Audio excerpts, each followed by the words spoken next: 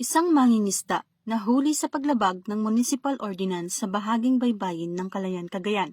Ang mga tauhan ng Calayan Maritime Law Enforcement Team ay nagsagawa ng monitoring at inspeksyon sa bahaging baybaying sakop ng Calayan, Cagayan sa pangunguna ni PSSG Richard D.C. Felicissimo na sakop ng Western Cagayan Maritime Police Station na pinamumunuan ni Police Captain Jeffrey Q. Egizabal noong ika-22 ng Mayo taong kasalukuyan bandang alas 12:24 ng hapon. Sa isinagawang operasyon, naobserbahan ng mga operatiba ang isang bangkang nagsasagawa ng pangingisda at matapos ang masusing beripikasyon na pag-alamang walang kaukulang permit ang naturang bangka at maituturing itong hindi otorisadong pangingisda na lumalabag sa Section 31 ng Calayan Municipal Ordinance No. 120 Series of 2015, unauthorized fishing within municipal waters of Calayan, Cagayan. Dahil dito, nakumpiska ng mga otoridad ang mga sumusunod na kagamitan.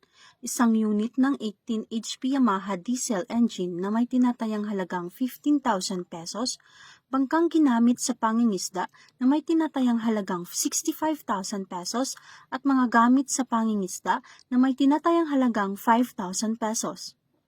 Ang nasabing mangingisda kasama ang mga nakumpiskang kagamitan ay pansamantalang nasa kustodiya ng Calayan Maritime Law Enforcement Team at isasangguni sa tanggapan ng Municipal Agriculturist Office ng Calayan para sa maayos na dokumentasyon at wastong disposisyon. Ang PNP Maritime Group ay patuloy sa pagpapatupad ng batas upang maprotektahan ang ating yamang dagat at masiguro ang kaayusan sa baybaying bahagi ng ating nasasakupan.